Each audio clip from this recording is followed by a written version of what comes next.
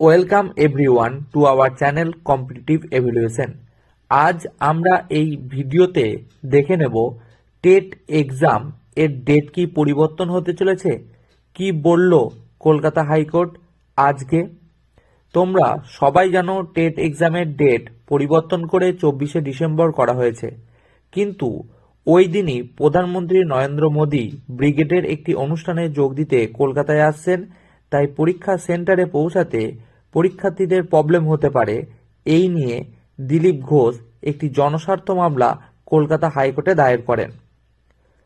দিলীপ ঘোষ মহাশয় এর করা যে মামলাটি কলকাতা হাইকোর্টে আজ লিস্টেড হলেও তার শুনানি হয়নি। যেহেতু এটি একটি জনস্বার্থ মামলা, তাই এটি পরের সপ্তাহের সোম বা মঙ্গলবার কোর্টে উঠবে, কারণ জনস্বার্থ মামলাগুলি সপ্তাহের নির্দিষ্ট দিনই কোর্টে ওঠে। তাই মামলাটি সোম বা মঙ্গলবার নিষ্পত্তি হবে বলে আশা করা যায়। ওই দিনই জানা যাবে পরীক্ষার ডেট কি চেঞ্জ হবে নাকি একই থেকে যাবে। তবে পর্ষদ কোর্টকে জানিয়েছে যে আমরা বেশ কিছু নতুন পদক্ষেপ এইবারে পরীক্ষায় অবলম্বন করছি, যাতে পরীক্ষা নির্বিঘ্ন হয়। তার জন্য বোর্ডের কিছুটা সময়ের প্রয়োজন ছিল, ওই জন্য পরীক্ষার দিন পিছানোর সিদ্ধান্ত নিয়েছে পর্ষদ। তাই পরীক্ষার ডেট কি হবে না হবে তা সোম বা মঙ্গলবারই সম্পূর্ণরূপে জানা যাবে।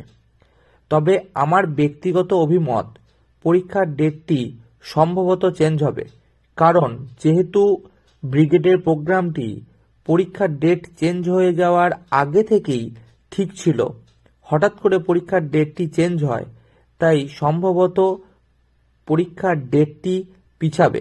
তবে পরীক্ষাটি 24 তারিখেই হোক বা পিছিয়েই যাক না কেন, তোমরা তোমাদের প্রিপারেশন চালিয়ে যাও, কারণ 24 তারিখে পরীক্ষা হলেও তোমাকেই দিতে হবে, পরবর্তীকালে পরীক্ষা হলেও তোমাকেই দিতে হবে। তাই হাইকোর্টের ডেটের দিকে তো অবশ্যই তাকিয়ে দেখো, কিন্তু তার সঙ্গে সঙ্গে নিজের ডিমোটিভেটেড হয়ে গিয়ে পরীক্ষার প্রিপারেশনটাকে থামিয়ে দিও না। আমি অবশ্যই আপডেট দেবো কি হচ্ছে না হচ্ছে, তাই চ্যানেলটিকে তোমরা শেয়ার অ্যান্ড সাবস্ক্রাইব করে রাখো, যাতে এই ধরনের খবরগুলি সবার আগে তোমার কাছে পৌঁছাতে পারে। ধন্যবাদ।